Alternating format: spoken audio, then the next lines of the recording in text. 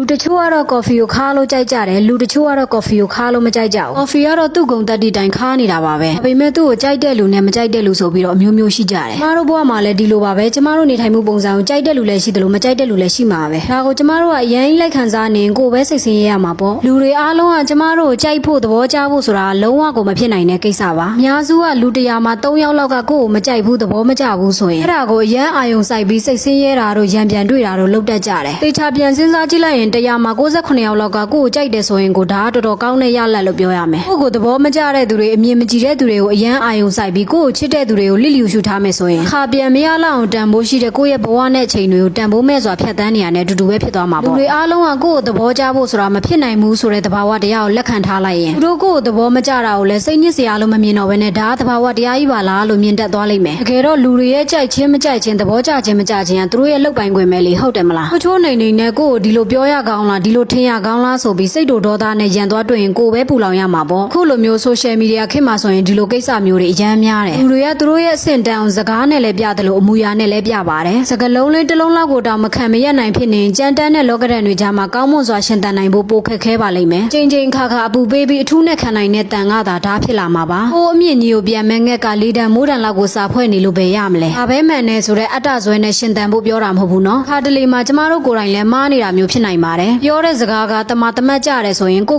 ပြန်သုံးသပ်ပြီးပြင်ဆင်သင့်တာပြင်ဆင်ရမယ်ဒီလိုမှသာကိုဟာတစ်နေ့ထက်တစ်နေ့ပိုကောင်းတဲ့သူဖြစ်လာမှာပါလောကမှာအတော်ဆုံးအတက်ဆုံးဆိုတာမရှိပါဘူးကိုကဒီလောက်တော်တယ်ဆိုရင်ကိုထက်တော်တဲ့လူလည်းရှိတာပဲသူကဒီလောက်တော်တယ်ဆိုရင်သူထက်တော်တဲ့လူဆိုတာလည်းရှိလာမှာပဲညာနဲ့နိုင်ရှင်တတ်တဲ့စိတ်ကကျမတို့ကိုတိမ်ငယ်မှုအပြင်ဘာမှပိုမပေးနိုင်ဘူးဆိုတာမမေ့ပါနဲ့နှစ်ကဒီလောက်လုံနိုင်ရင်မနှစ်ကထက်ဒီနှစ်နည်းနည်းပိုလုံနိုင်တာကလည်းကျမတို့ရဲ့တိုးတက်မှုပါပဲဆိုတာပြည့်စုံနေရလို့တော့မရှိပါဘူးပြီးခဲ့ပြီးသားအတိတ်ကိုပြန်တွေးမိရင်ငါဒီလောက်ညံ့ခဲ့ပါလားဆိုပြီးဒေါသဖြစ်တတ်ပါတယ်မရောက်သေးတဲ့အနာဂတ်ဟိုးဝေးယူလန့်ကြည့်မိရင်လောဘတွေကြီးပြီးဘူပင်တွေများတတ်ပါတယ်ဘဝမှာအတိတ်ပဲရှိရှိနဲ့အကောင်းဆုံးရှင်သန်ဖို့ဆိုရင်ဒီနေ့ကိုအမားအနည်းဆုံးဖြစ်အောင်နေထိုင်မယ်အနက်ဖြန်အတွက်အကောင်းဆုံးပြင်ဆင်မယ်ဒါကစိတ်ချမ်းသာကိုကျန်းမာဖို့အတွက်အကောင်းဆုံးဘဝနေနည်းပဲလို့ပြောချင်ပါတယ်ကျေးဇူးပါရှင်ဘိုင်ဘိုင်